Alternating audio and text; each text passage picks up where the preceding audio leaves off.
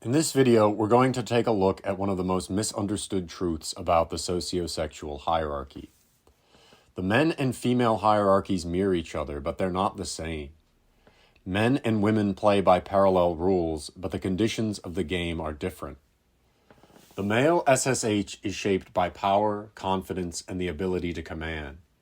The female SSH is shaped by beauty, grace, and the ability to attract. They reflect each other like twin pyramids, yet the energies that move them are opposite. There are many people in modern societies who like to downplay the essential differences between men and women.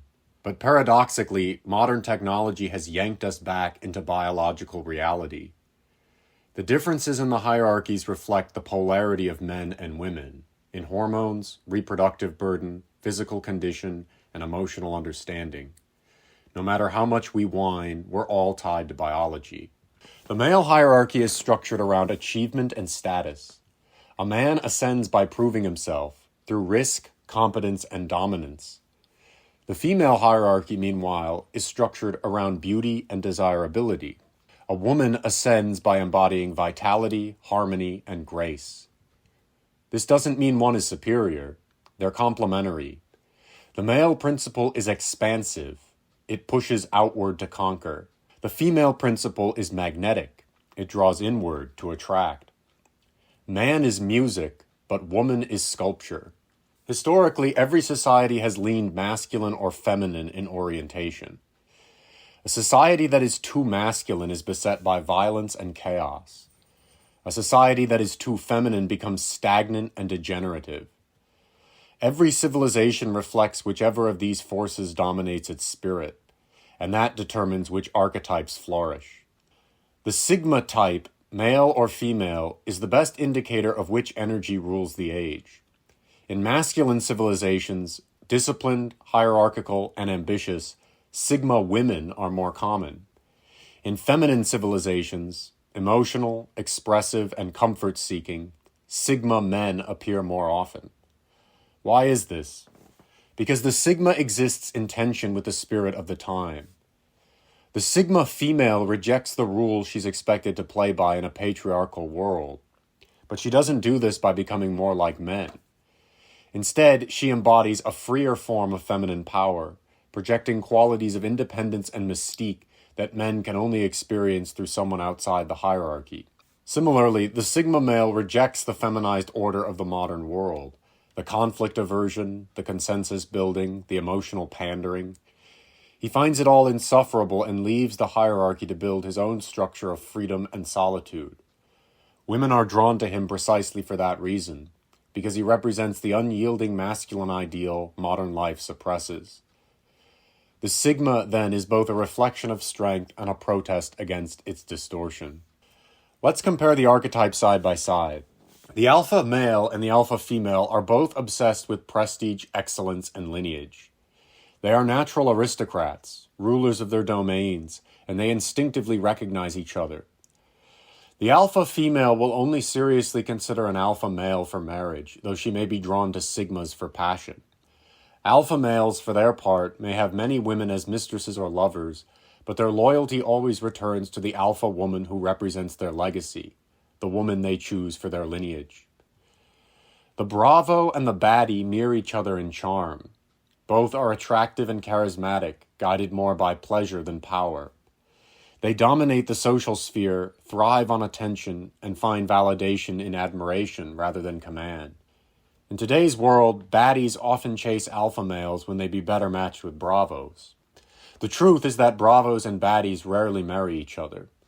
Most baddies end up with betas they can lead, while bravos often prefer to marry down.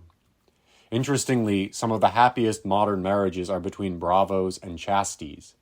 The chasty knows she's leveled up, and she brings the bravo stability and respectability as he matures. Then come the lower betas, the broody and the chasty. These are equal ranks with opposite strategies.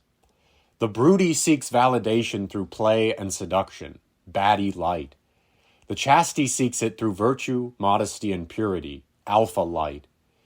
They divide along the ancient axis of eros and agape, body versus spirit. Most broodies and chasties end up with betas. If they're lucky, they get a bravo. if they're unlucky, a delta. Chasties are more likely than broodies to move up or down in the hierarchy, because virtue ages better than sensuality.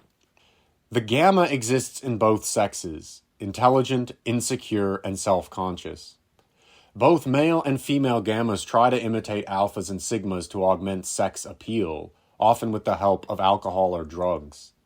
This can work in the short term, but the mask always slips and they fall further into disillusionment. Gamma males and females both struggle in transactional materialist cultures. They demand affection without giving it, confusing love with validation. In artistic societies like Renaissance Florence or Romantic France, the tortured gamma artist can achieve prestige, but in modern mass culture he is mostly misunderstood and ignored. When two gammas end up together, it's usually disastrous. Gamma females often pair with betas or deltas, wearing them down over time. Gamma males might land a chastity or a broody, but she'll grow restless and leave him. Finally, the delta and omega represent the forgotten middle and the lost bottom. The delta male keeps the world running. The delta female seeks stability and devotion. Yet in the modern world, the delta male suffers more, while the delta female still finds limited mobility through professional work or emotional intelligence. The loyal delta wife often makes an excellent partner for enterprising betas, but the delta male must usually accept an omega or nothing. The omegas, male or female, have fallen out of the sexual marketplace entirely. The male hierarchy is built on merit and motion. Men must build value to gain it. The female hierarchy is built on being. Women are born with value and must preserve or refine it. That's why men age into power, while women must guard youth and allure. It's why male charisma grows with wisdom and female beauty glows brightest when joined with grace. None of this is cynical, it's natural law. Every civilization that ignores it collapses into confusion because it loses the delicate dance between the sexes. The goal isn't to dissolve the differences, but to understand and harmonize them. In our time, the balance has shifted. Modern culture elevates feminine comfort and emotionality over masculine structure. That's why Sigma men, detached, introspective, disciplined, have become symbols of resistance, and why Sigma women, once celebrated, have nearly vanished. But the pendulum always swings. As society drifts further into softness, the hunger for structure, order, and excellence grows stronger. And it will be the men and women who understand the SSH who will thrive when the next age of strength begins. The male and female hierarchies are two mirrors, facing each other through time. To understand one, you must study the other. And once you see both clearly, you begin to grasp the full picture of human nature. In the next video, we'll begin our deep dive into the male hierarchy, starting at the top, the alpha male. Hit subscribe and step further into the hierarchy.